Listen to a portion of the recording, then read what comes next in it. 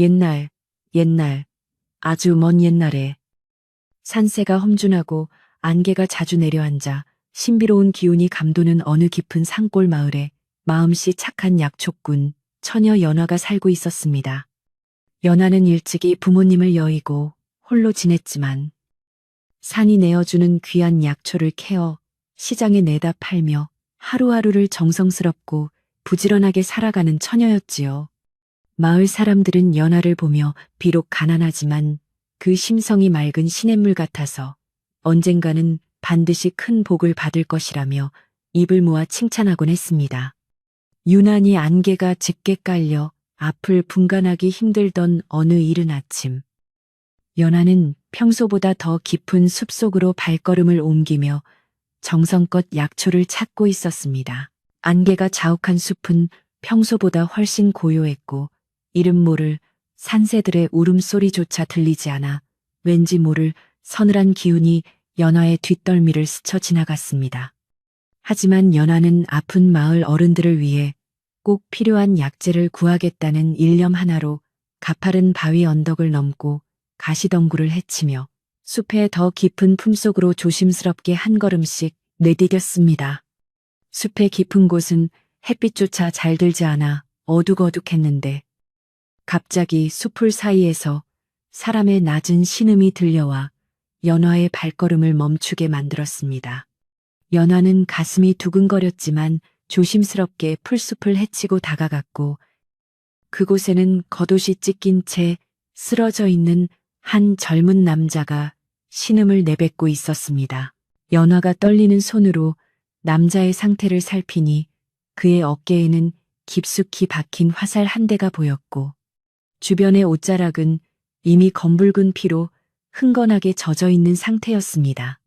남자의 얼굴은 핏기가 하나도 없이 창백하게 질려 있었고 거친 숨을 몰아쉬는 것이 당장이라도 숨이 닿을 것처럼 위태로워 보여 연화의 마음은 다급해지기 시작했습니다. 연화는 우선 자신의 치맛자락을 찢어 급한 대로 남자의 어깨에 흐르는 피를 지혈하였고 차가운 계곡물을 떠와 그의 메마른 입술을 축여주며 정신을 차리기를 간절히 바랐습니다. 이 깊은 산 속에서 누가 이런 화살을 쏘았을까 의문이 들었지만 지금은 사람의 목숨을 구하는 것이 무엇보다 중요했기에 연화는 남자를 등에 업기로 결심했습니다. 가냘픈 체구의 처녀가 성인 남자를 등에 업고 가파른 산길을 내려오는 일은 결코 쉬운 일이 아니었으며 연화의 이마에는 굵은 땀방울이 송골송골 맺혀 바닥으로 뚝뚝 떨어졌습니다. 몇 번이나 발이 미끄러지고 무릎이 꺾여 넘어질 뻔한 위기를 넘기면서도 연화는 남자를 살려야 한다는 생각에 이를 악물고 자신의 오두막이 있는 마을 어귀까지 천천히 걸음을 옮겼습니다. 남자의 몸은 마치 돌덩이처럼 무거웠고 그의 어깨에서 배어나온 피가 연화의 옷까지 붉게 물들였지만 연화는 걸음을 멈추지 않고 오직 집을 향해 한 발짝씩 나아갔습니다.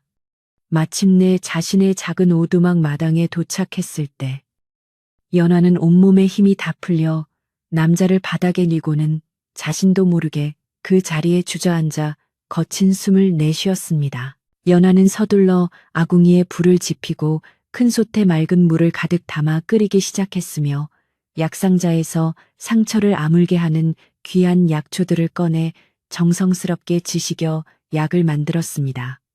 뜨거운 물에 적신 수건으로 남자의 얼굴에 묻은 흙먼지와 핏자국을 닦아내자 비로소 그의 본래 얼굴이 드러났는데 그는 한눈에 보아도 평범한 사냥꾼이나 마을 청년과는 다른 기품이 서려 있었습니다. 남자의 눈썹은 짙고 곧았으며 굳게 담은 입술에서는 강인한 의지가 느껴졌기에 연화는 그가 도대체 어떤 연유로 이 숲에서 변을 당했는지 더욱 궁금해질 수밖에 없었습니다. 화살촉을 뽑아낼 때는 남자가 고통스러운 듯 신음을 내뱉었지만 연화는 차분한 손길로 상처를 소독하고 자신이 정성껏 준비한 약초를 두껍게 발라 정성스럽게 붕대를 감아주었습니다.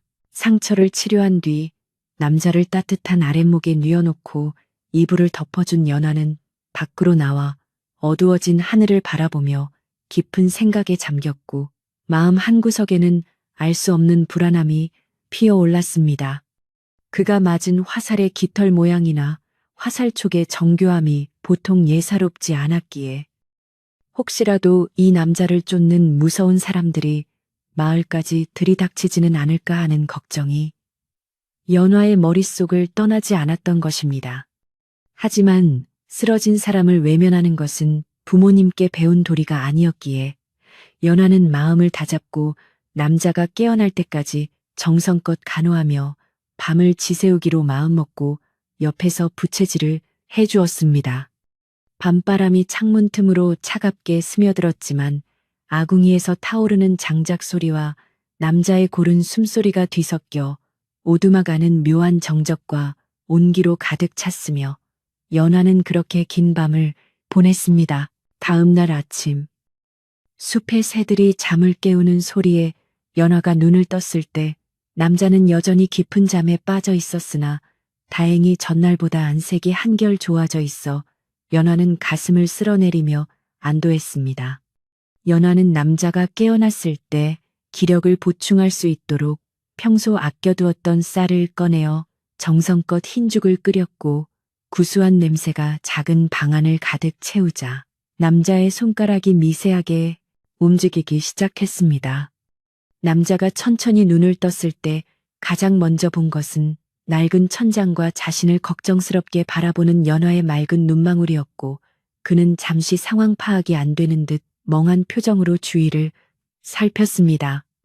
연화는 그가 놀라지 않도록 낮은 목소리로 여기는 제 집이니 안심하세요. 산속에서 크게 다친 것을 발견하여 이곳으로 모셔왔습니다. 라고 다정하게 말하며 남자를 안심시켜 주었습니다. 남자는 몸을 일으키려 했으나 어깨의 통증 때문에 다시 자리에 누울 수밖에 없었고 연화는 그에게 무리하지 말라며 따뜻한 죽을 한 숟가락씩 정성껏 떠먹여 주었습니다. 죽을 받아먹는 남자의 눈에는 복잡한 감정이 교차하는 듯 보였으나 그는 끝내 자신이 누구인지 왜 숲에서 화살을 맞았는지에 대해서는 입을 굳게 다문 채 오직 연화에게 짧은 감사의 인사만을 건넸습니다. 연화는 남자가 말을 아끼는 이유가 분명 있을 것이라 짐작하며 더는 캐묻지 않았고 그저 그가 편히 쉴 수 있도록 자리를 비켜주며 필요한 물건들을 챙겨주는 사려 깊은 모습을 보여주었습니다. 하지만 마을 사람들에게 이 사실이 알려지면 곤란한 일이 생길 수도 있다는 생각에 연화는 당분간 남자의 존재를 비밀로 붙이기로 결심하고 문을 조심스럽게 걸어 잠갔습니다. 그렇게 며칠 동안 연화는 산에 가서 약초를 캐는 시간 외에는 온전히 남자의 곁을 지키며 상처를 돌보았고 두 사람 사이에는 말로 다 표현하지 못할 미묘한 신뢰와 정이 조금씩 쌓여가기 시작했습니다. 남자의 이름은 강이라고 했으며 그는 연화의 질문에 아주 가끔씩만 대답을 해주었는데 그의 말투는 정중하면서도 어딘가 모르게 엄격함이 배어 있어 연화는 그가 평범한 신분이 아님을 직감했습니다. 강의 상처가 조금씩 아물어가면서 그는 가끔 마당에 나와 앉아 먼 산을 바라보며 깊은 시름에 잠기곤 했고 연화는 그런 그의 뒷모습을 보며 그가 짊어진 짐이 얼마나 무거운 것인지 짐작조차 할 수 없었습니다. 어느 날 오후 마당가에서 빨래를 하던 연화는 문득 산 아래쪽에서 낯선 사내들이 마을을 돌아다니고 있다는 소문을 듣게 되었고 가슴이 덜컥 내려앉는 기분을 느끼며 집 안으로 급히 뛰어 들어갔습니다. 연화는 강에게 다가가 마을의 낯선 사람들이 당신을 찾는 것 같은데 혹시 그들이 당신을 해치려 했던 사람들인가요? 라고 조심스럽게 물었으나 강은 그저 씁쓸한 미소만을 지으며 아무런 대답도 하지 않았습니다. 그의 침묵은 연화에게 더 큰 불안을 안겨주었지만 연화는 결코 그를 포기할 수 없었기에 만약의 사태를 대비하여 오두막 뒤편에 있는 작은 동굴의 위치를 확인하고 비상시에 대피할 준비를 단단히 해두었습니다. 숲은 여전히 고요했지만 그 고요함 속에는 곧 폭풍이 들이닥칠 것만 같은 팽팽한 긴장감이 감돌고 있었고, 연하는 잠든 강의 얼굴을 보며 이 가련한 남자를 자신이 끝까지 지켜내겠노라고 속으로 굳게 다짐했습니다.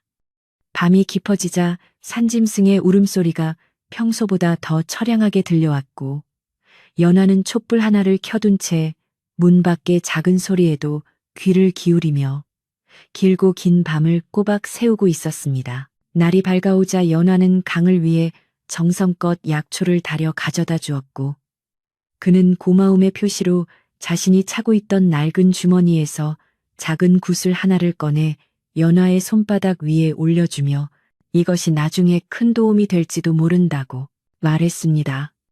연하는 그저 당신의 목숨을 구한 것만으로도 충분하다며 사양하려 했지만 강의 완강한 눈빛에 못 이겨 결국 그 작은 구슬을 소중하게 품 안에 간직하기로 하고 고개를 숙여 인사를 건넸습니다.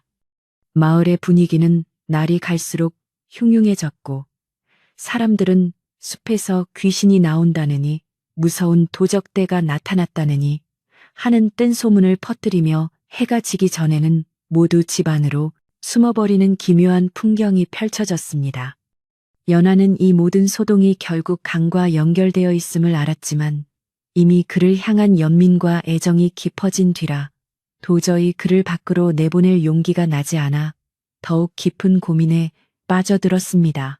오두막의 작고 낡은 창문 너머로 비치는 달빛은 무척이나 차가웠지만 연하와 강이 나누는 소소한 대화들은 차가운 방안을 따뜻하게 녹여주는 유일한 위안이 되었고 두 사람은 어느덧 서로의 존재에 익숙해져 갔습니다.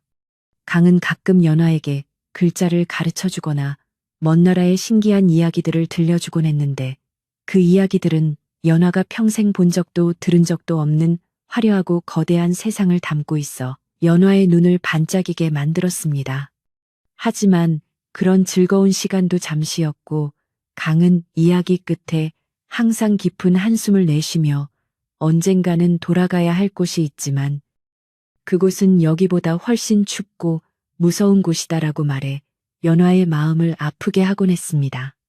연화는 그가 어디로 가든 건강하기만을 바란다고 답했지만 속으로는 그가 떠날 날이 올까봐 두려워하며 그저 지금 이 순간이 영원하기를 간절히 소망하고 또 소망할 뿐이었습니다.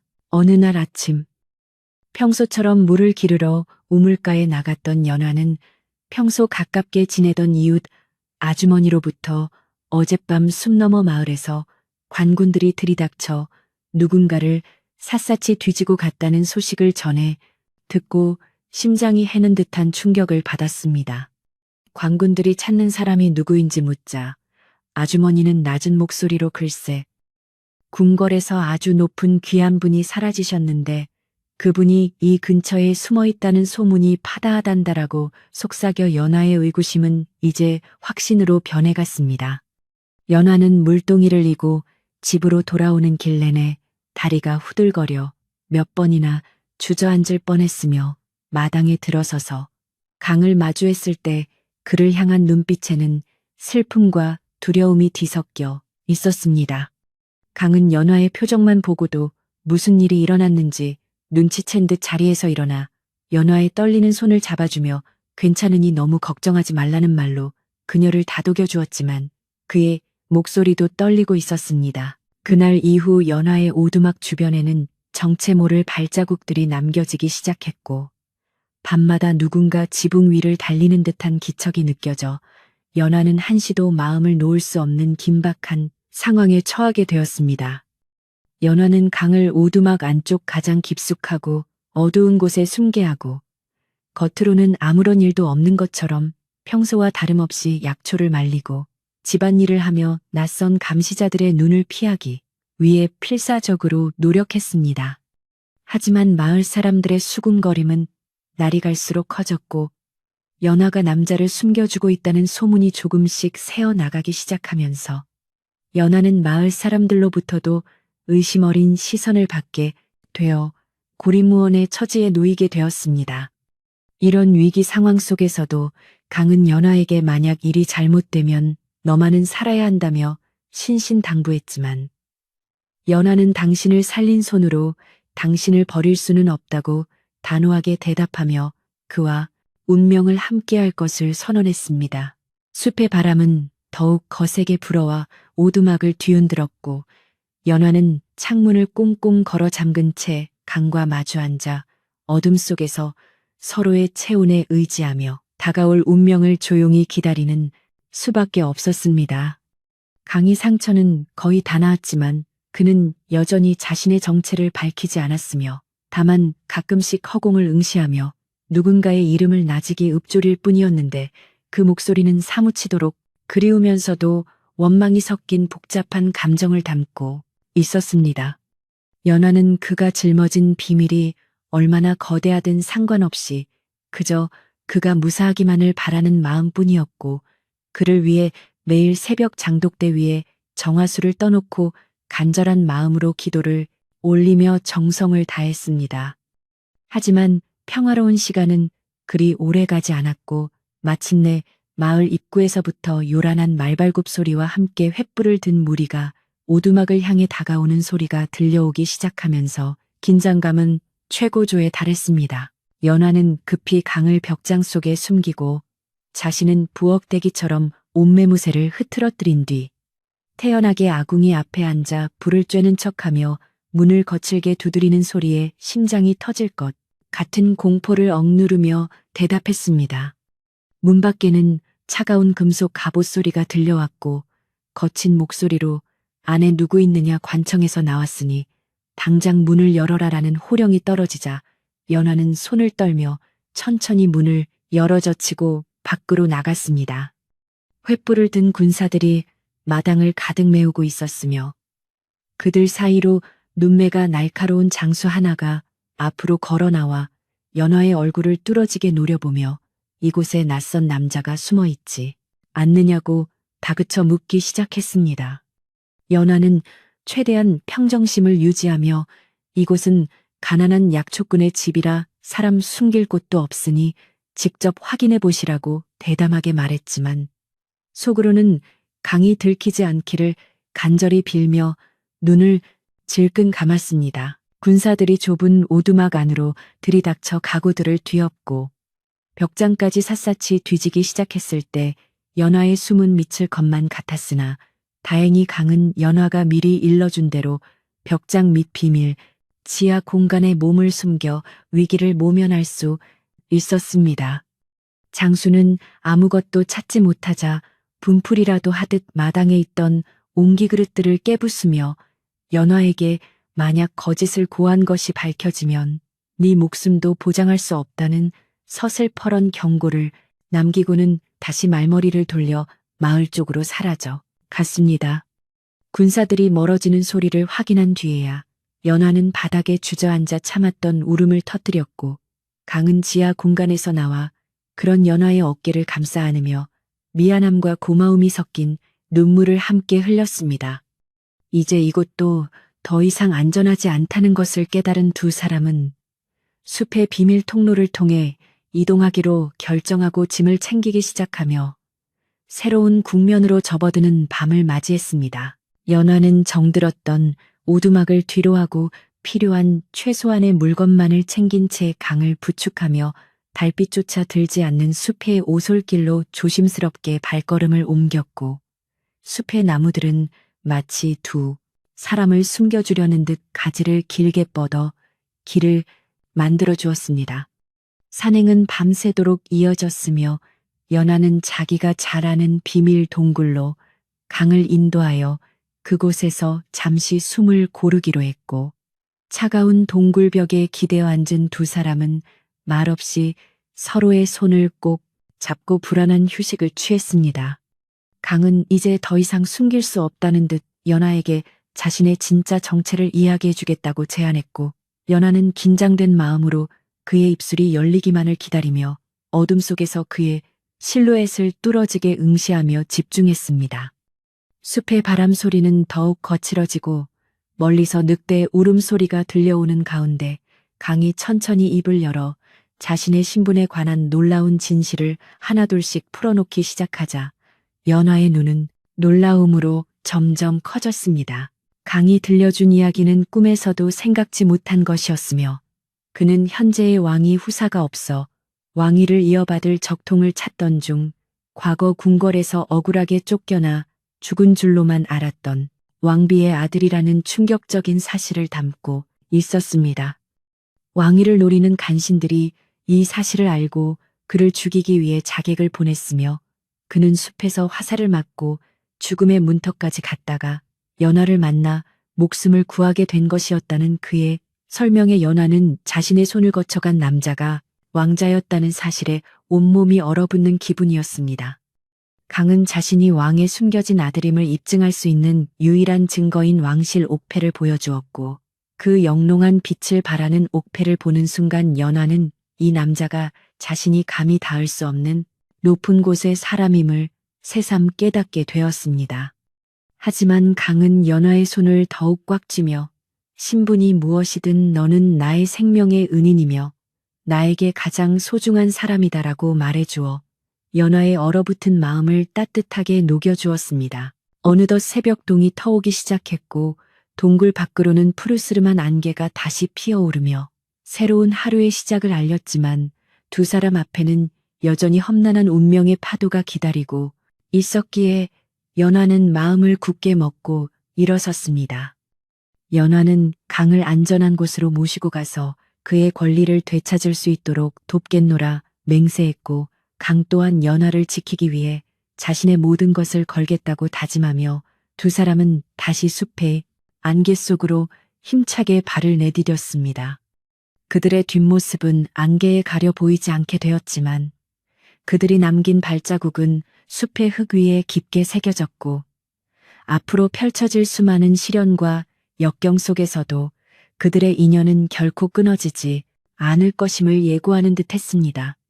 숲은 다시 고요해졌지만 그 침묵 속에는 새로운 역사가 시작되려 하는 태동의 기운이 꿈틀거리고 있었으며 연화와 강은 이제 더 큰 세상을 향해 한 걸음씩 조심스럽지만 당당하게 나아가며 제1부의 막을 내렸습니다. 연화와 강이 숲의 안개 속으로 사라진 지도 며칠이 지났지만 솔그늘 마을의 분위기는 예전처럼 평온을 되찾지 못하고 오히려 더욱 기괴하고 무거운 공기 속에 짓눌려 있었습니다.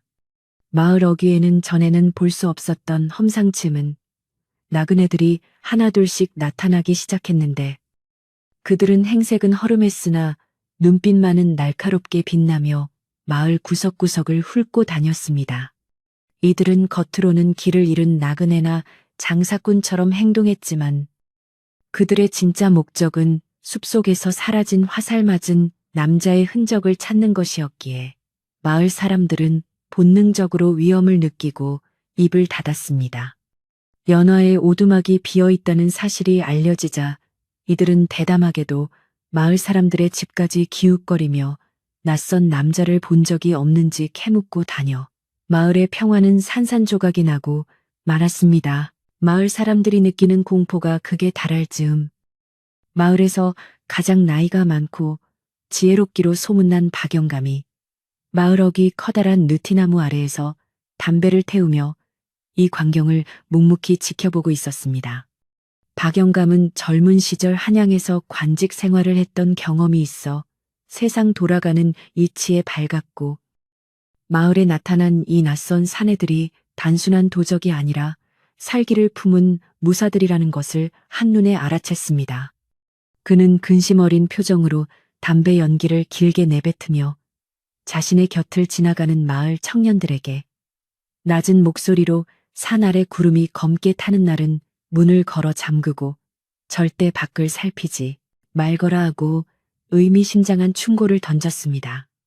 그 말은 곧 마을에 큰 환란이 닥칠 것이라는 예고였으며 사람들은 박영감의 경고에 따라 해가 지기도 전에 집으로 돌아가 빗장을 단단히 걸어 잠그기 시작했습니다. 낯선 자들은 연화의 오두막을 거점으로 삼아 밤마다 숲을 수색했으며 연화가 매일같이 약초를 캐러 다니던 길목마다 덫을 놓거나 매복을 하여 그녀와 남자가 돌아오기만을 도끼 어린 눈으로 기다렸습니다. 그들의 우두머리로 보이는 자는 얼굴에 깊은 칼자국이 난 사내였는데 그는 마을 사람들을 위협하여 강에 대한 정보를 얻어내려 했으나 평소 연화를 아꼈던 마을 사람들은 모두 입을 맞춘 듯 모른다고만 대답했습니다. 하지만 침묵이 길어질수록 낯선 자들의 횡포는 더욱 심해져 갔고 급기야 마을의 곳간을 뒤지고 가축을 잡아먹는 등 도를 넘는 행동을 일삼아 마을 사람들의 원성은 나날이 높아져만 갔습니다. 연화가 사라진 숲은 이제 정겨운 삶의 터전이 아니라 언제 화살이 날아올지 모르는 죽음의 공간으로 변해버렸고 산새들조차 불길한 기운을 느꼈는지 그 근처에는 얼씬도 하지 않았습니다. 한편 연화와 강은 숲의 더 깊은 동굴에 숨어 지내며 마을의 소식을 조심스럽게 살피고 있었는데 연화는 자신이 없어서 마을 사람들이 고초를 겪고 있다는 소식을 듣고는 밤잠을 설칠 정도로 괴로워했습니다. 강은 그런 연화의 손을 잡아주며 나로 인해 너와 네 이웃들이 고통받는 것이 참으로 가슴 아프다고 말하며 자신의 정체가 드러나더라도 마을로 내려가 모든 것을 끝내야 할지 깊은 고민에 빠졌습니다. 그러나 연화는 지금 내려가는 것은 자살행위와 다름없다며 강을 만류했고 대신 자신이 몰래 마을로 내려가 박영감을 만나 상황을 파악하고 도움을 청해보기로 위험한 결심을 하게 되었습니다. 강은 결사 반대했지만 연화의 완강한 태도와 마을을 향한 책임감 앞에 결국 고개를 끄덕일 수밖에 없었으며 연화는 어둠을 틈타 숲의 비밀 통로를 통해 마을로 숨어들었습니다. 연화가 박영감의 집 뒷마당으로 스며들었을 때 박영감은 마치 그녀가 올 줄 알았다는 듯이 마루에 앉아 찻잔을 기울이고 있었으며 연화를 보자마자 손짓하여 조용히 방 안으로 불러들였습니다. 연화는 박영감에게 그간의 사정과 강이 평범한 사람이 아니라는 것을 조심스럽게 털어놓았고 박영감은 묵묵히 이야기를 듣더니 깊은 한숨을 내쉬며 사태가 생각보다 훨씬 위중하구나라고 말했습니다. 박영감은 연화에게 지금 마을을 점령하고 있는 자들은 권세가 높은 대감집의 사병들이며 그들이 찾는 남자가 누구든 간에 그가 살아있다는 증거가 나오면 마을 전체가 화를 입을 수 있다고 경고했습니다. 그는 이어 범의 발톱을 피하려면 범의 눈을 속여야 한다는 한마디를 던지며 연화에게 며칠 내로 마을에서 큰 구판이 벌어질 터이니 그때를 틈타 남자를 데리고 마을을 빠져나가라고 조언했습니다. 연화는 박영감의 조언을 가슴에 새기고 다시 숲으로 돌아가려 했으나 마을 어귀를 지키던 낯선 자들의 감시가 더욱 삼엄해져 발이 묶이는 위기에 처하게 되었고 결국 박영감의 집 광간에 숨어 하룻밤을 보내게 되었습니다. 그날 밤 낯선 자들의 우두머리가 박영감의 집을 찾아와 연화의 행방을 묻는 험악한 상황이 벌어졌으나 박영감은 눈 하나 깜짝하지 않고 늙은이 혼자 사는 집에 처녀가 올리 있느냐며 호통을 쳐 그들을 돌려보냈습니다. 광간 문틈으로 이 광경을 지켜보던 연화는 심장이 입 밖으로 튀어나올 것 같은 공포를 느꼈지만 동시에 박영감의 용기에 큰 감동을 받았고 반드시 강과 함께 이 위기를 극복해내겠다고 다짐했습니다. 다음 날 새벽 안개가 자욱하게 깔린 틈을 타 연화는 간신히 마을을 빠져나와 숲으로 돌아갔으며 강에게 박영감의 계획과 마을의 긴박한 상황을 모두 전해주었습니다. 강은 연화가 가져온 소식을 듣고 자신의 신분 때문에 무고한 마을 사람들이 위험에 처한 것에 대해 분노와 자책감을 동시에 느꼈으며 이제는 숨어 지내기보다 당당히 맞서야 할 때가 왔음을 직감했습니다. 그는 연화에게 박영감님의 말씀대로 구판이 벌어지는 날이 우리의 마지막 기회가 될 것이라며 그때까지 몸을 추스르고 만반의 준비를 갖추자고 말하며 연화가 가져온 거친 주먹밥을 나누어 먹었습니다. 숲의 공기는 점점 차가워졌고 나뭇잎들은 붉게 물들어가고 있었는데 이는 곧 시련의 계절이 다가오고 있음을 알리는 신호 같아서 두 사람의 마음을 더욱 무겁게 짓눌렀습니다. 하지만 두 사람은 서로의 존재가 서로에게 유일한 희망임을 확인하며 어두운 동굴 안에서 서로의 체온을 나누며 결전의 날을 기다리는 긴장의 시간을 보냈습니다. 마을에서는 박영감의 주도로 풍년 기원과 마을의 애군을 쫓기 위한 대규모 구판 준비가 시작되었고, 낯선 자들은 처음에는 이를 의심쩍게 보았으나 마을 전체가 들썩이는 분위기에 점차 경계심을 늦추기 시작했습니다. 박영감은 마을 사람들에게 이번 구판은 단순한 행사가 아니라 우리 마을을 지키고 연화를 돕기 위한 방책임을 은밀히 알렸고, 마을 사람들은 모두 한마음이 되어 각자의 역할에 충실하기로 약속했습니다. 구판을 준비하는 척하며 마을 청년들은 낯선 자들의 동태를 살피고 식사에 술을 몰래 섞어 그들을 취하게 만들 계획을 세웠으며, 여인들은 소란을 피워 감시자들의 시선을 돌릴 준비를 마쳤습니다. 낯선 자들은 마을 사람들이 자신들을 극진히 대접하며 술과 음식을 내놓자 자신들의 위세에 눌린 것이라 착각하고 거드름을 피우며 경계를 풀고 마음껏 먹고 마시기 시작했습니다. 드디어 구판이 벌어지는 날 저녁, 마을 입구에는 커다란 모닥불이 피어오르고 징과 꽹과리 소리가 온 산천을 울리며 시작되었고, 연화와 강은 숲의 가장자리까지 내려와 마을의 상황을 예의주시하고 있었습니다. 박영감의 신호에 따라 마을 청년들이 낯선 자들에게 도수가 높은 독한 술을 연거푸 권하자 그들은 하나둘씩 정신을 못 차리고 바닥에 고꾸라지거나 헛소리를 지르며 비틀거리기 시작했습니다. 이 틈을 타 연화는 미리 준비해둔 마을 여인들의 옷을 강에게 입혀 변장하게 했고, 두 사람은 구판의 흥겨운 분위기에 섞여 자연스럽게 마을 한복판으로 들어서며 탈출의 기회를 엿보았습니다.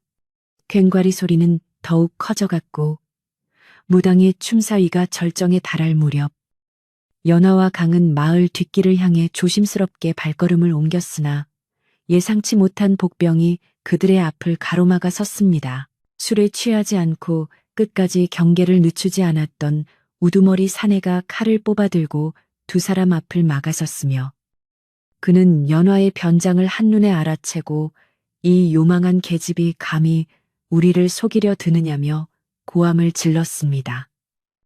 일촉즉발의 위기 상황에서 변장을 하고 있던 강이 연화의 앞을 가로막으며 당당하게 자신의 정체를 드러냈고, 그 기백에 눌린 우두머리는 잠시 주춤했으나 이내 비열한 웃음을 지으며 부하들을 불러 모으려 했습니다.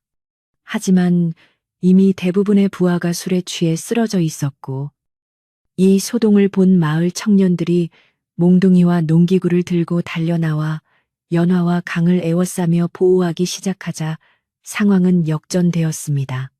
박영감이 군중 사이로 걸어나와 우두머리에게 이곳은 신성한 구판이 벌어지는 마을이니 더 이상 소란을 피우지 말고 물러가라며 엄한 목소리로 꾸짖자 마을 사람들의 기세는 하늘을 찌를 듯 했습니다. 우두머리 사내는 마을 사람들의 기세에 눌려 결국 뒷걸음질을 쳤고, 강은 그에게 너의 주군에게 돌아가 왕자가 아직 살아있음을 똑똑히 전하라는 서늘한 경고를 남기며 연화와 함께 마을의 어둠 속으로 유유히 사라져갔습니다. 마을 사람들은 두 사람이 안전하게 빠져나갈 수 있도록 끝까지 길을 터주었으며, 낯선 자들이 정신을 차렸을 때는 이미 두 사람이 종적을 감춘 뒤라 그들은 분함의 땅을 치며 후회할 수밖에 없었습니다. 이 소동을 계기로 마을에는 긴장감과 동시에 우리가 왕자를 도왔다는 자부심이 생겨났고, 박영감은 마을 사람들에게 이제부터가 진짜 시작이다라며 다가올 더 큰 시련에 대비할 것을 당부했습니다. 연화와 강은 마을 사람들의 도움으로 무사히 고비를 넘겼지만 앞으로 가야 할 길이 멀고도 험하다는 것을 잘 알고 있었기에 멈추지 않고 길을 재촉했습니다. 밤길을 걷던 중 강은 연화에게 나 때문에 너까지 고향을 떠나 고생하게 되어 정말 미안하다며 진심 어린 사과를 건넸고, 연화는 웃으며 당신이 살아있는 것이 저에게는 가장 큰 복입니다라고 답해 강의 마음을 뭉클하게 만들었습니다. 두 사람은 달빛을 길잡이 삼아 이웃나라와의 접경 지역에 있는 숨겨진 절벽 위 사찰로 향하기로 했으며, 그곳에는 과거 강의 어머니를 모셨던 충직한 스님이 계시다는 소문을 믿고 한 걸음씩 나아갔습니다. 숲속의 밤바람은 살을 내는 듯 차가웠지만 두 사람의 손은 그 어느 때보다 따뜻하게 맞잡혀 있었고, 서로를 의지하는 마음은 바위처럼 단단해져 어떤 풍파도 이겨낼 수 있을 것만 같았습니다. 가끔씩 뒤를 돌아보며 추격자가 없는지 살피는 연화의 눈빛은 예전의 순진한 약초꾼 처녀의 것이 아니라 사랑하는 사람을 지키기 위한 강인한 여인의 눈빛으로 변해 있었습니다. 그렇게 며칠을 밤낮으로 걸어 두 사람은 마침내 깊은 산만 허리에 위치한 작고 고즈넉한 사찰인 운무사에 도착하게 되었고, 그곳에서 백발이 성성한 노스님을 만나 자신들의 사정을 이야기했습니다. 노스님은 강의 얼굴을 보자마자 눈물을 흘리며 왕비님을 쏙 빼닮으신 왕자님을 이제야 뵙게 되다니 꿈만 같습니다라며 두 사람을 따뜻하게 맞이해 주었고, 안전한 별채를 내주어 휴식을 취하게 했습니다. 운무사에서의 생활은 잠시나마 평화로웠지만 강은 이곳에서 자신의 세력을 규합하고 궁궐로 돌아가 진실을 밝힐 계획을 세우며 하루도 훈련을 게을리하지 않았습니다. 연화는 그런 강을 위해 산에서 나는 나물과 약초로 기력을 보충해주는 음식을 정성껏 준비했고, 가끔씩 법당에 들어가 강의 무사와 안녕을 빌며 지극정성으로 공양을 올렸습니다. 그러나 평화도 잠시. 궁궐 내의 간신들은 왕자가 살아있다는 소식을 접하고 더 많은 군사를 풀어 전국을 샅샅이 뒤지기 시작했으며, 운무사에도 그 마수가 서서히 뻗쳐오고 있었습니다.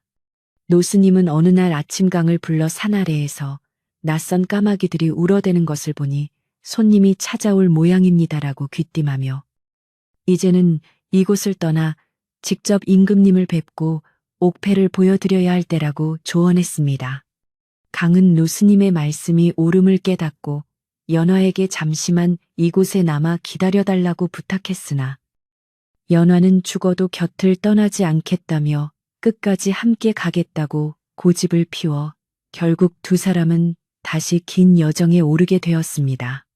노스님은 떠나는 두 사람에게 가장 어두운 밤이 지나야 새벽이 온다는 마지막 가르침을 주며 그들의 앞길을 축복해 주었고, 연화는 눈물을 훔치며 사찰의 일주문을 나섰습니다. 한양으로 향하는 길은 관군들의 검문과 감시로 인해 무척이나 고통스러웠으며, 두 사람은 신분을 감추기 위해 남루한 옷차림으로 거지 행세를 하거나 험한 산길만을 골라 이동해야 했습니다. 배고픔과 추위가 그들을 괴롭혔지만 강은 연화의 발이 부르트면 직접 물을 떠와 씻겨주었고, 연화는 강이 지칠 때마다 밝은 미소로 기운을 북돋워주며 서로가 서로의 버팀목이 되어주었습니다.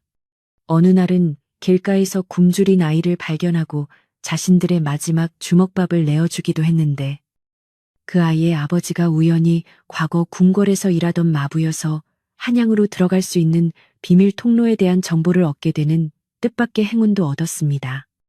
이처럼 그들이 베푼 작은 선행들은 예상치 못한 도움으로 돌아와 그들의 앞길을 조금씩 열어주었으며, 이는 연화의 착한 심성이 빚어낸 소중한 결과물이기도 했습니다. 마침내 한양도성이 멀리서 보이기 시작했을 때 강의 눈동자에는 복잡 미묘한 감정이 서렸으며, 그는 연화에게 저곳에 들어가면 다시는 예전처럼 평범하게 살 수 없을지도 모른다며 마지막으로 그녀의 의사를 물었습니다. 연화는 주저없이 당신이 있는 곳이 제가 있을 곳입니다라고 대답하며 강의 손을 꼭 잡았고, 두 사람은 도성의 거대한 성문을 바라보며 새로운 각오를 다졌습니다. 도성 안은 축제 분위기인 듯 화려했지만 그 이면에는 왕위를 둘러싼 치열한 암투가 벌어지고 있었고, 강과 연하는 마부가 일러준 수문 및 하수구를 통해 삼엄한 감시를 뚫고 도성 안으로 잠입하는 데 성공했습니다. 어둡고 축축한 하수구를 지날 때 연하는 무서움에 떨었지만 강의 단단한 어깨에 의지하며 한 걸음씩 나아갔고, 마침내 지상으로 올라왔을 때 도심의 화려한 불빛이 그들을 맞이했습니다. 도성 안에서 그들은 과거 강을 도왔던 충신들을 찾아가기로 했으며, 첫 번째로 찾아간 곳은 강이 어머니와 가깝게 지냈던 은퇴한 대감의 저택이었습니다. 대감은 한밤중에 찾아온 불청객들을 경계했으나 강이 보여준 옥패와 그의 눈빛을 보고는 즉시 무릎을 꿇으며 왕자님, 살아계셨군요. 라고 통곡하며 그들을 안채로 은밀히 모셔드렸습니다. 대감은 현재 임금님의 병세가 위중하며 간신들이 가짜 왕위를 세우려 한다는 긴박한 대궐 소식을 전해주었고, 강은 지금이야말로 임금님을 뵙고 진실을 바로잡아야 할 적기라고 판단했습니다. 연화는 대감집 부인들의 도움으로 깨끗한 옷으로 갈아입고 잠시 휴식을 취했으나 마음은 이미 대궐 안으로 향해 있는 강을 걱정하느라 한시도 편할 날이 없었습니다. 대감은 강을 돕기 위해 비밀리에 뜻을 같이 하는 신료들을 모으기 시작했고, 연화는 대감집 안주인에게 궁궐의 예절과 돌아가는 형편을 배우며 강이 왕의 아들로 인정받을 때 자신이 짐이 되지 않도록 최선을 다해 준비했습니다. 하지만 간신들도 가만히 있지 않았으며 도성 안에 왕자가 나타났다는 첩보를 입수하고 대감의 저택을 감시하기 시작하면서 다시 한번 긴장감이 감돌기 시작했습니다. 연화는 저택 담벼락 너머로 수상한 그림자들이 움직이는 것을 발견하고 즉시 강과 대감에게 알려 위기를 모면하게 했고, 대감은 연화의 예리한 관찰력에 감탄하며 왕자님께서 참으로 지혜로운 배필을 얻으셨다고 칭찬했습니다. 이제 모든 준비는 끝났으며 달이 가려지는 그린 밤에 비밀 통로를 통해 궁궐로 진입하여 임금님을 직접 독대하기로 하는 운명의 결전만을 남겨두게 되었습니다. 강은 거사를 앞두고 연화에게 만약 내가 돌아오지 못하면 대감님께서 너를 안전한 곳으로 보내주실 것이다라고 말하며 이별을 준비하는 듯한 말을 했으나 연화는 강이 입술을 손가락으로 막으며 함께 살아서 돌아가 솔그늘 마을의 숲을 다시 걷기로 약속하지 않았느냐며 그를 다독였습니다. 두 사람은 어두운 방 안에서 서로의 심장 소리를 느끼며 짧지만 소중한 작별의 시간을 가졌고, 강은 연화의 이마에 입을 맞추며 반드시 승리하고 돌아오겠다는 맹세를 남기고 어둠 속으로 몸을 던졌습니다. 연화는 강이 떠난 자리에 앉아 그가 남긴 훈기를 느끼며 밤새도록 기도를 올렸고, 밖에서는 차가운 밤바람 소리와 함께 무언가 부서지는 불길한 소리가 들려와 그녀의 가슴을 졸이게 만들었습니다. 마을의 약초꾼 처녀였던 연화가 이제는 한 나라의 운명을 바꿀 대업의 중심에 서게 된 이 밤은 무척이나 길고도 시렸습니다. 제2부의 막이 내리며 도성에는 긴장감이 가득 차고 연화의 기도 소리는 고요한 저택의 앞마당을 가득 채우며 강의 앞길을 밝히는 등불이 되어주고 있었습니다. 마을 사람들의 응원과 박영감의 지혜, 그리고 연화의 헌신적인 사랑이 한데 모여 이제 거대한 권력의 폭풍 속으로 뛰어든 강의 발걸음에 힘을 실어주고 있었습니다.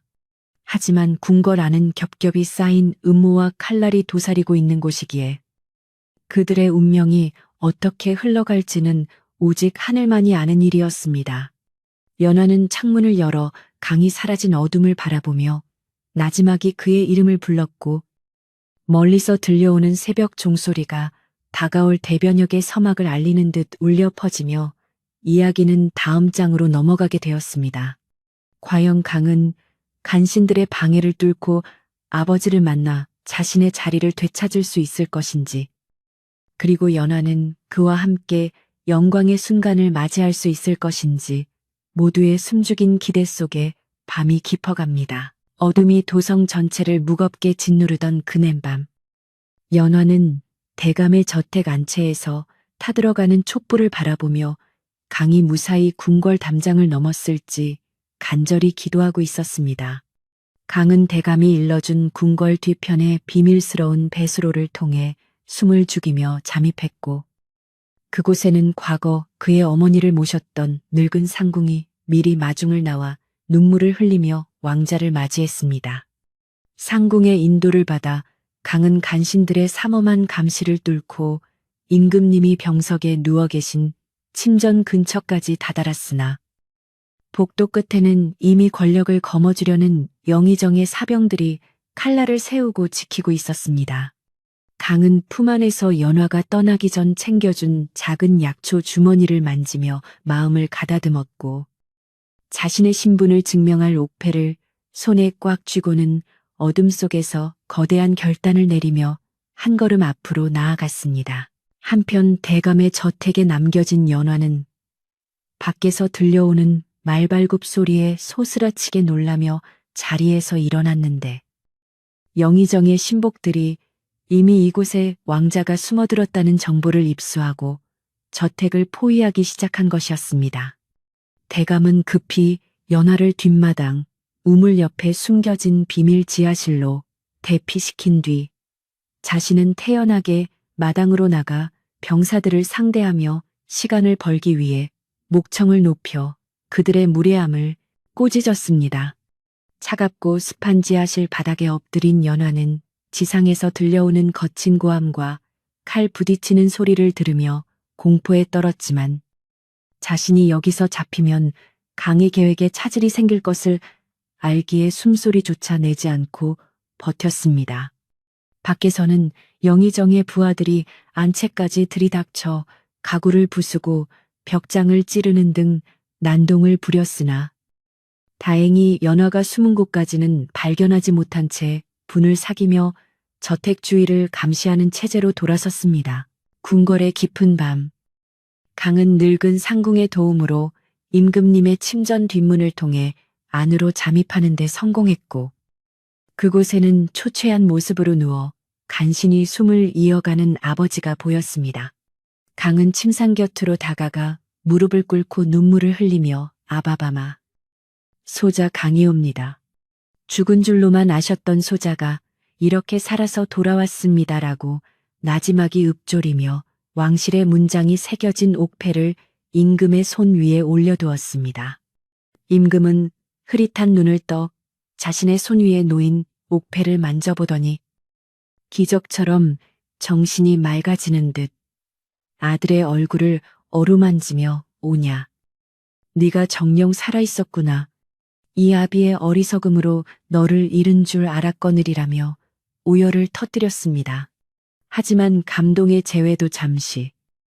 밖에서 임금의 기침 소리를 듣고 수상히 여긴 영의정이 직접 군사들을 이끌고 침전 문 앞까지 들이닥쳐 강제로 문을 열 것을 명령하며 긴장감을 고조시켰습니다. 강은 당황하지 않고 임금의 손을 꼭 잡으며 아바바마, 소자가 아바바마를 모시고 이 나라의 기강을 바로잡을 수 있도록 허락해 주시옵소서라고 간청했고, 임금은 자신의 머리맡에 숨겨두었던 국세와 전교를 강에게 내어주었습니다.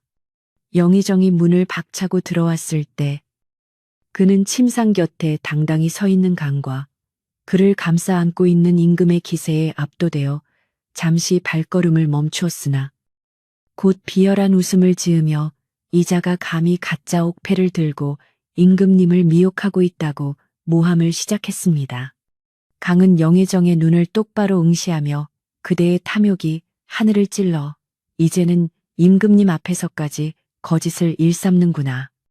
여기 임금님께서 직접 내리신 전교가 있으니 당장 무릎을 꿇으라고 호통을 쳤고, 침전 밖에서 대기하던 충성스러운 근위병들이 강을 보호하기 위해 안으로 진입했습니다. 대감의 저택 지하실에서 밤을 지새운 연하는 날이 밝아오자 더 이상 숨어만 있을 수 없다는 생각에 평소 익혔던 남장 차림으로 변장하고 대감의 신복과 함께 저택을 빠져나가 궁궐 앞 광장으로 향했습니다. 광장에는 이미 소문이 퍼져 수많은 백성이 모여 있었는데 궁궐 안에서 일어난 왕위 다툼에 대해 서로 수군거리며 나라의 운명이 어떻게 될지 걱정 섞인 눈빛으로 궁의 거대한 문을 주시하고 있었습니다. 연화는 사람들 틈에 섞여 강의 무사함만을 빌고 있었고 그때 궁의 정문인 광화문이 거창하게 열리며 화려한 관복을 입은 신하들과 그 뒤를 따르는 근위병들의 모습이 나타났습니다. 사람들의 함성 속에 나타난 인물은 바로 상처 입은 어깨를 꼿꼿이 펴고 당당한 위용을 뽐내는 강이었으며 그의 손에는 진실을 증명하는 옥패와 임금의 전교가 높이 들려 있었습니다. 영의정과 그를 따르던 간신들은 포박된 채 근위병들에게 끌려 나왔고 백성들은 그들이 저지른 악행을 성토하며 돌을 던지거나 야유를 보내어 궁궐 앞 광장은 순식간에 정의가 실현되는 축제의 장으로 변했습니다. 강은 백성들 앞에 서서 나는 오랫동안 숲속에서 이름 없는 약초꾼으로 살아오며 백성들의 고단함을 보았고 이제 그 고통을 덜어주는 어진 왕자가 되어 이 나라를 섬기겠다고 선포하여 큰 박수갈채를 받았습니다. 연화는 멀리서 강의 모습을 지켜보며 기쁨의 눈물을 흘렸고 그가 더 이상 자신이 돌봐야 할 환자가 아니라 만백성의 우러러보는 지도자가 되었음을 실감하며 조용히 그곳을 떠나려 발걸음을 돌렸습니다. 하지만 강은 수많은 인파 속에서도 오직 한 사람, 자신을 살려준 연화의 맑은 눈망울을 찾아 헤맸으며 마침내 사람들 틈에서 멀어져가는 연화의 뒷모습을 발견하고는 직접 무리를 헤치고 달려갔습니다. 강은 수많은 백성과 신료들이 지켜보는 가운데 연화의 손을 꼭 잡으며 내가 이 자리에 설 수 있었던 것은 모두 산골마을에서 나를 포기하지 않았던 너의 정성 덕분이다. 이제는 네가 내 곁에서 이 나라의 가장 높은 자리에 함께 있어 다오라고 고백했습니다. 연화는 갑작스러운 강의 제안에 당황하며 저는 그저 평범한 약초꾼 처녀일 뿐인데 어찌 감히 왕자님의 곁에 설 수 있겠습니까? 라며 사양했으나 강은 흔들림 없는 눈빛으로 연화를 이끌고 궁 안으로 들어갔습니다. 백성들은 신분을 초월한 두 사람의 아름다운 사랑에 감동하여 축복의 소리를 높였고 연화는 궁궐의 화려함보다 강이 따뜻한 손길에 안심하며 평생을 함께할 동반자로서의 첫 발을 내디뎠습니다. 임금님 또한 연화의 소박하면서도 지혜로운 면모를 보고 크게 기뻐하며 그녀를 왕자비로 맞이하는 것을 허락하였고 솔그늘 마을에서 시작된 작은 인연은 이제 왕실의 거대한 전설로 기록되기 시작했습니다. 궁궐에 머물게 된 연화는 비단 옷을 입고 금침에 누워도 항상 솔그늘 마을의 흙냄새와 약초 향기를 그리워했으며 자신을 돌봐주던 박영감과 마을 사람들을 잊지 않고 궁으로 초대하여 큰 잔치를 베풀어 주었습니다. 박영감은 대궐의 위용에 놀라면서도 연화에게 높은 곳에 올랐을 때일수록 낮은 곳의 바람을 기억해야 한다는 마지막 가르침을 주었고 연화는 그 말을 가슴 깊이 새기며 매일 아침 궁궐 정원에 약초를 심어 백성들을 위한 약을 연구하는 데 매진했습니다. 강 또한 왕세자로 책봉되어 정무를 돌보면서도 연화와 함께 소박한 밥상을 나누는 시간만큼은 절대 거르지 않았고 두 사람은 화려한 궁중 생활 속에서도 서로를 향한 초심을 잃지 않으려 노력했습니다. 그러나 궁궐 안에는 여전히 영의정의 남은 세력들이 기회를 엿보고 있었기에 연화는 다시 한번 자신의 기지를 발휘하여 강에게 닥칠 위험을 미리 방어해야 하는 새로운 도전 앞에 서게 되었습니다. 영의정의 잔당들은 연화의 미천한 신분을 구실 삼아 끊임없이 상소를 올리며 그녀를 궁 밖으로 몰아내려 책동을 부렸으나 연화는 그럴수록 더욱 겸손하고 자애로운 모습으로 궁녀들과 하인들을 대하며 그들의 마음을 사로잡았습니다. 그녀는 자신이 직접 캔 약초로 궁 안에 병든 이들을 치료해 주었고 흉년이 들었을 때는 자신의 장신구를 팔아 백성들에게 곡식을 나누어 주는 등 진정한 국모의 자질을 보여주어 비난하던 신하들의 입을 다물게 만들었습니다. 강은 그런 연하의 모습을 보며 더욱 깊은 사랑을 느꼈고 두 사람은 이제 단순한 연인을 넘어 나라의 평안을 위해 함께 싸우는 든든한 동지가 되어 궁궐의 어두운 구석구석을 밝은 빛으로 채워나갔습니다. 어느덧 계절은 바뀌어 솔그늘 마을의 숲에 하얀 눈이 내려앉을 무렵 강과 연하는 정식으로 혼례를 올리게 되었고 온 나라에는 평화로운 종소리가 울려 퍼지며 이야기는 이제 갈등의 끝을 향해 나아갔습니다. 연하는 혼례복을 입고 거울 앞에 앉아 자신의 지난 세월을 되돌아보며 숲에서 화살 맞은 남자를 발견했던 그 기적 같은 순간이 없었더라면 지금의 자신도 없었을 것임을 생각하며 가슴 벅찬 감동에 젖어들었습니다. 그녀는 자신을 찾아온 강에게 우리가 숲에서 만났던 그날의 초심을 잊지 않는다면 어떤 시련이 와도 이겨낼 수 있을 것이라고 속삭였고 강은 그녀의 이마에 따뜻한 입맞춤을 건네며 영원한 사랑을 맹세했습니다. 궁궐의 밤은 마을의 밤보다 화려했지만 두 사람의 마음속에 흐르는 고요함은 솔그늘 마을의 달빛 아래서 나누던 대화와 다를 바 없었으며 이제 모든 어둠이 걷히고 진정한 봄이 오고 있었습니다.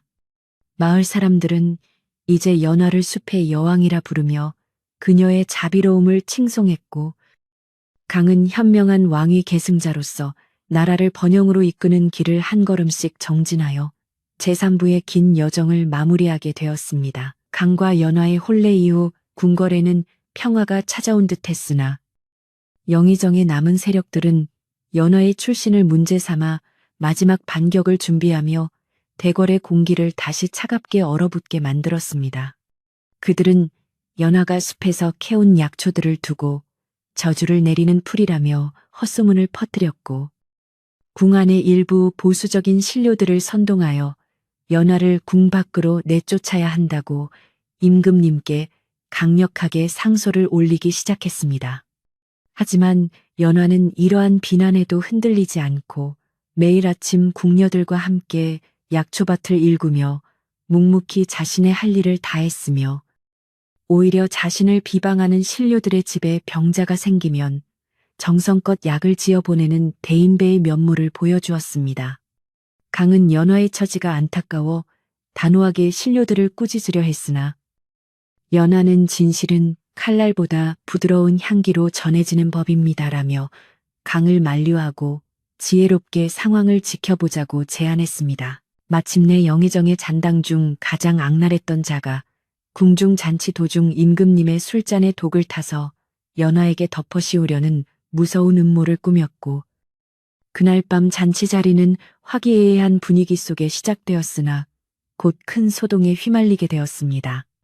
임금님이 술잔을 들려던 찰나 연하는 술잔의 색이 미세하게 변하는 것을 발견하고는 급히 잔을 가로막으며 전하 이 술에는 산속 독초의 기운이 서려 있습니다라고 외쳐 장내를 정적 속에 빠뜨렸습니다. 간신들은 기다렸다는 듯 연하가 술에 손을 댔으니 그녀가 범인이라고 몰아세웠으나 연하는 평소 자신이 연구하던 약초 도감을 꺼내 보이며 독의 성분과 그 독초가 영의정의 사택 뒷산에서만 나는 것임을 조목조목 설명하기 시작했습니다. 마을에서 약초를 캐며 쌓아온 수십 년의 경험과 지식이 빛을 발하는 순간이었으며 연하의 당당하고 논리적인 설명 앞에 음모를 꾸몄던 무리는 당황하여 안절부절 못하며 서로의 얼굴만 쳐다보았습니다. 이때 박영감이 궁궐에 미리 보내두었던 솔그늘 마을의 청년들이 증인으로 나타나 영의정의 신복들이 숲에서 그 독초를 비밀리에 대량으로 채취해가는 것을 목격했다는 증언을 쏟아내자 전세는 완전히 역전되었습니다. 강은 즉시 근위병들을 시켜 현장에서 간신들을 체포하게 했고 임금님은 연하의 예리한 관찰력과 깊은 지혜에 감탄하며 그녀를 나라를 구한 현숙한 여인으로 공표하고 모든 의심을 거두어들였습니다. 죄를 지은 자들은 포박되어 대궐 마당으로 끌려 나갔으며 그동안 연화를 무시했던 신료들도 일제히 고개를 숙여 그녀의 총명함에 경의를 표하며 궁궐의 기강은 다시금 엄격하게 세워지게 되었습니다. 소동이 가라앉은 뒤 궁궐은 다시 고요해졌고 연화는 땀을 닦으며 강에게 미소를 지어 보였으며 두 사람은 서로의 손을 꼭 잡고 정의가 승리했음을 온 마을과 나라에 알리는 종소리를 들었습니다. 벌을 받은 간신들이 떠난 자리에는 정직하고 유능한 인재들이 등용되었으며 연화는 이제 당당히 왕실의 일원으로 인정받아 백성들의 삶을 돌보는 내명부의 수장으로서 본격적인 활동을 시작하게 되었습니다.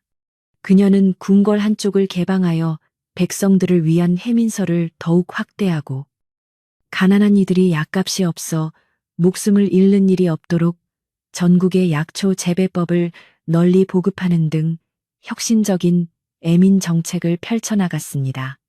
마을 사람들은 이제 연화를 단순한 약초꾼이 아니라 백성의 어머니라 부르며 존경했으며 솔그늘 마을은 왕실의 특별한 보호 아래 전국에서 가장 평화롭고 풍요로운 마을로 거듭나게 되었습니다. 강 또한 연화의 조력을 받아 임금님을 보필하며 나라의 곳간을 채우고 국방을 튼튼히 하여 오랫동안 이어진 정쟁의 마침표를 찍고 바야흐로 태평성대의 서막을 활짝 열었습니다. 어느덧 모든 소동이 정리되고 궁궐에 따뜻한 햇살이 내리쬐는 오후 연화는 강과 함께 정원을 거닐며 이제야 마음 놓고 숨을 쉴 수 있을 것 같습니다. 라고 말하며 길었던 시련의 끝을 만끽했습니다. 강은 연화를 바라보며 네가 숲에서 나를 업고 내려왔던 그 무거운 걸음들이 오늘날 우리나라의 기틀이 되었다며 그녀의 헌신에 다시 한번 깊은 감사를 표하고 그녀를 따뜻하게 안아주었습니다. 궁녀들은 두 사람의 행복한 모습을 보며 소박한 꽃등을 밝혀 축하해 주었고 한양의 밤거리에도 백성들이 등불을 내걸어 왕실의 안녕을 기원하는 풍경이 펼쳐져 도성 전체가 은은한 빛으로 가득 찼습니다. 지하실의 어둠과 숲의 공포를 이겨낸 연화는 이제 자신의 자리가 이곳임을 확신하며 앞으로 다가올 날들도 사랑과 지혜로 헤쳐나갈 것을 다짐하며 평온한 미소를 짓고 긴 하루를 마무리했습니다. 이제 궁궐은 더 이상 음모와 암투의 장소가 아니라 온기가 넘치는 집이 되었으며 연화가 심은 약초, 향기가 바람을 타고 담장을 넘어 백성들의 집마당까지 골고루 퍼져나가는 기분 좋은 밤이 되었습니다. 강은 연화와 함께 달빛 아래 앉아 차를 마시며 솔그늘 마을에서 보냈던 소박했던 시절의 이야기를 나누었고 그 이야기는 밤새도록 이어져 듣는 이들의 마음까지 훈훈하게 적셔주었습니다. 모든 근심이 사라진 뒤에 찾아온 이 평화는 그 어느 보석보다 귀한 것이었으며 연화는 자신이 구한 남자가 왕자였다는 사실보다 그가 자신의 진심을 알아주는 한 남자라는 사실에 더 큰 행복을 느꼈습니다. 밤바람이 부드럽게 창을 흔들며 지나가고 멀리서 들려오는 야경꾼의 딱딱이 소리가 평화로운 도성의 밤을 수호하는 가운데 연화는 비로소 깊고 달콤한 잠에 빠져들며 제사부의 막이 내렸습니다. 옛적에 산과 들이 고요하던 때에 솔그늘 마을에서 시작된 이 기적 같은 이야기는 이제 온 나라 백성들의 가슴 속에 따뜻한 난로처럼 자리 잡게 되었습니다. 왕위 계승자로 우뚝 선 강과 그의 곁을 지키는 현명한 비연화는 궁궐의 높은 담장 안에서도 언제나 낮은 곳을 향하는 마음을 잃지 않았으며 나라에는 유례없는 평화와 풍요가 찾아왔습니다. 연화는 이제 화려한 비단옷을 입고 금비녀를 꽂았지만 여전히 아침이면 소매를 걷어붙이고 궁궐 안뜰에 마련한 약초 밭을 손수 돌보며 백성들에게 보낼 약재를 고르는 일을 가장 큰 즐거움으로 삼았습니다. 강 또한 정물을 보다가 지칠 때면 연화가 가꾸는 정원을 찾아와 흙냄새를 맡으며 고단함을 씻어냈고 두 사람은 그곳에서 가끔씩 솔그늘 마을에 험했던 산길과 안개, 자욱했던 숲속의 추억을 나누며 서로를 향한 초심을 확인하곤 했습니다. 어느 유난히 달이 밝고 평온한 가을 저녁. 강은 연화의 손을 잡고 조용히 제안하기를 우리가 처음 만났던 그 숲으로 잠시 나들이를 다녀오는 것이 어떻겠느냐고 물었고 연화는 환한 미소로 화답하며 소박한 행차를 준비했습니다. 왕실의 화려한 가마 대신 두 사람은 평범한 선비와 안하게 차림으로 변장하고 호위 무사들도 멀찌감치 거리를 두게 한 채 그리웠던 고향 마을인 솔그늘 마을로 향하는 오솔길에 발을 내디뎠습니다.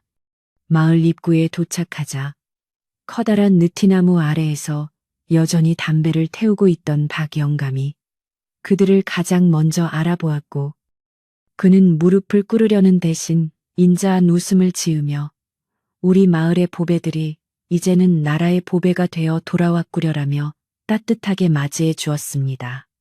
연화는 박영감의 거친 손을 맞잡으며 감사의 인사를 전했고 마을 사람들은 너나 할 것 없이 집 밖으로 나와 두 사람을 위해 갓 구운 감자와 옥수수를 내놓으며 옛정을 나누는 정겨운 시간을 가졌습니다. 연화와 강은 마을 사람들의 배웅을 뒤로하고 두 사람이 처음 마주했던 그 깊은 숲속의 비밀스러운 장소로 천천히 걸음을 옮겼으며 숲은 예나 지금이나 변함없는 청량한 공기와 나무들의 속삭임으로 그들을 반겨주었습니다. 강은 자신이 화살을 맞고 쓰러져 있던 그 바위 옆에 서서 이곳에서 너의 손길이 닿지 않았더라면 나는 지금쯤 차가운 흙이 되었을 것인데 네가 나에게 두 번째 목숨을 선물해 주었구나라고 나직이 고백했습니다. 연화는 부끄러운 듯 고개를 숙이며 그것은 당신의 운명이었고 저는 그저 산이 시키는 대로 약초를 캐러 갔을 뿐입니다라고 답했지만 그녀의 눈가에는 감동의 이슬이 맺혀 달빛을 받아 영롱하게 빛나고 있었습니다. 두 사람은 숲의 정령들이 축복이라도 하듯 살랑이는 바람 소리를 들으며 한참 동안 그곳에 머물렀고 이제는 상처가 다 나은 강의 어깨를 연화가 부드럽게 어루만지며 과거의 아픔을 완전히 씻어내주는 의식을 치렀습니다. 마을로 다시 내려온 두 사람을 위해 박영감과 마을 사람들은 커다란 마당에 멍석을 깔고 정성껏 준비한 산나물 비빔밥과 구수한 된장국으로 소박하지만 세상에서 가장 맛있는 저녁 식사를 대접했습니다. 화려한 궁중 요리보다 훨씬 깊은 맛이 나는 고향의 음식 앞에 강은 채통을 잠시 내려놓고 마을 청년들과 어울려 막걸리 사발을 기울였으며 연화는 아주머니들과 둘러앉아 아이들의 자라는 이야기와 마을의 소소한 소식들을 나누며 꽃을 피웠습니다. 이 자리에서 강은 마을 사람들에게 솔그늘 마을은 왕실의 은인이 사는 곳이니 앞으로도 이 평화가 깨지지 않도록 내가 끝까지 수호할 것이라고 약속하여 백성들의 큰 환호를 받았습니다.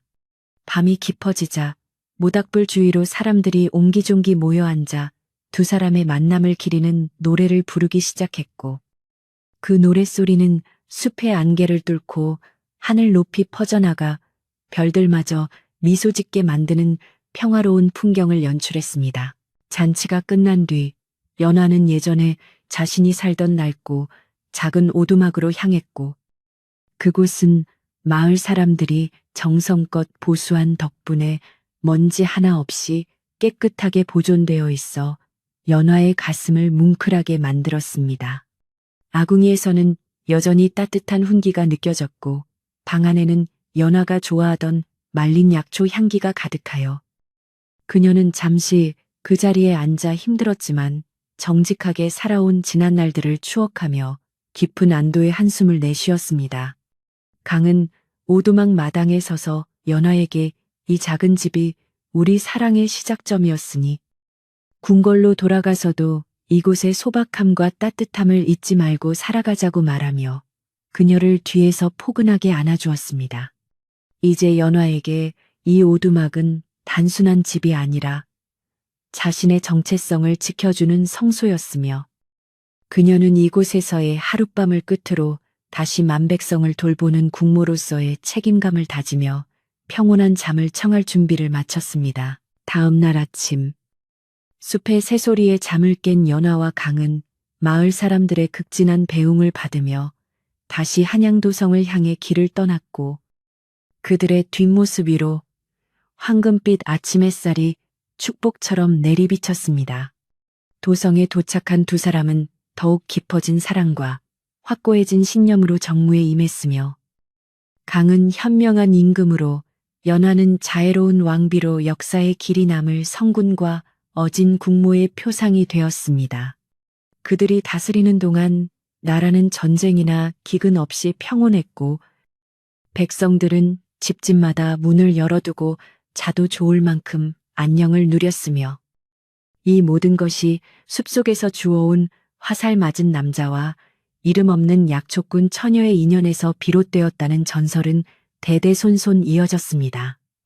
연하는 가끔씩 궁궐 높은 누각에 올라 멀리 솔그늘 마을이 있을 산등성이를 바라보며 자신이 구한 사람이 왕자이건 아니건 상관없이 사람을 살리는 일이 세상에서 가장 고귀한 일임을 다시금 되새기곤 했습니다. 세월이 흘러 두 사람의 머리에 서리가 내려앉을 즈음에도 강은 여전히 연하의 손을 잡고 산책하는 일을 거르지 않았고 연하는 강을 위해 손수 약차를 달여 올리며 변함없는 정성을 쏟았습니다. 그들의 사랑은 뜨겁게 타오르는 불꽃보다 은은하게 지속되는 숯불 같았기에 주변의 모든 사람에게 따뜻한 온기를 나누어 주었고 궁궐의 어린 궁녀들은 두 사람의 이야기를 들으며 진정한 사랑과 헌신의 의미를 배웠습니다. 어느 고요한 밤, 연하는 침소 옆에서 책을 읽던 강에게 우리의 이야기가 훗날 사람들에게 밤잠을 달래주는 따뜻한 위로가 되었으면 좋겠습니다라고 말했고 강은 그녀의 손등에 입을 맞추며 이미 그렇게 되고도 남았을 것이다라고 다정하게 화답했습니다. 방 안의 촛불이 고요하게 일렁이다가 서서히 잦아들 무렵 두 사람은 서로의 존재에 감사하며 평화로운 마음으로 눈을 감았고 그들의 꿈속에서는 다시금 솔그늘 마을에 안개 짙은 숲이 아름답게 펼쳐지고 있었습니다. 이제 이야기는 끝을 향해 달려가고 있으며 숲속에서 발견된 뜻밖의 인연이 한 나라의 운명을 바꾸고 수많은 사람에게 희망을 심어준 이 기적 같은 연대기는 영원히 사라지지 않을 빛이 되어 밤하늘을 수놓고 있습니다. 솔그늘 마을의 숲은 지금도 여전히 그 자리에 있어 가끔씩 불어오는 바람편에 연화의 약초 향기를 실어 보내는 듯하고 그곳을 지나는 나그네들은 누구나 잠시 걸음을 멈추고 두 사람의 아름다운 전설을 떠올리며 미소 짓곤 합니다. 이처럼 진심으로 사람을 대하고 정성을 다해 인연을 가꾸는 마음이 있다면 우리 모두의 삶 속에도 언젠가는 기적 같은 화살 맞은 인연이 찾아와 우리를 더 넓고 밝은 세상으로 인도해 줄 것입니다. 깊어가는 이 밤, 두 사람의 따뜻한 온기가 당신의 이불 밑까지 스며들어 모든 근심과 걱정을 씻어내주고 가장 편안하고 달콤한 잠을 선사해 주기를 간절히 바랍니다. 이야기의 마지막 장을 덮으며 연화가 숲속 오두막에서 느꼈던 그 아늑한 평화와 강이 느꼈던 든든한 신뢰의 마음이 당신의 마음속에도 오롯이 전해졌기를 소망하며 이만 긴 여정의 마침표를 찍으려 합니다. 달빛은 여전히 창가에 머물며 당신을 수호하고 있고 숲의 나무들은 당신의 고요한 잠을 위해 노래 부르고 있으니 아무런 걱정 말고 이제 무거운 눈꺼풀을 내리셔도 좋습니다. 고생 많았던 하루의 끝에 이 작은 이야기가 포근한 베개가 되어주고 따뜻한 이불이 되어주었기를 바라며 당신의 꿈속에서도 연화의 약초밭처럼 향기롭고 아름다운 일들만 가득하기를 빌겠습니다. 이제 사방은 고요하고 어둠은 당신을 부드럽게 감싸고 있으니 연화와 강이 그랬던 것처럼 평온한 마음으로 깊고 깊은 안식의 세계로 들어가 편히 쉬시길 바랍니다. 먼 옛날 한 마을의 사람들의 입에 오르내리던 이 이야기는 여기서 끝이 나지만 그들이 남긴 사랑의 향기는 여전히 우리 곁에 머물며 밤을 지켜주고 있습니다. 착한 마음으로 세상을 대하면 반드시 좋은 인연이 찾아온다는 그 소박한 진리를 가슴에 품고 오늘 밤 당신도 세상에서 가장 행복한 꿈을 꾸는 주인공이 되기를 바랍니다. 자, 이제 불을 끄고 편안히 누워보세요. 숲의 바람 소리가 자장가가 되어 당신을 찾아가고 있으니 그 소리에 몸을 맡기고 깊은 잠 속으로 한 걸음씩 걸어 들어가 보시기 바랍니다. 평안한 밤 되시고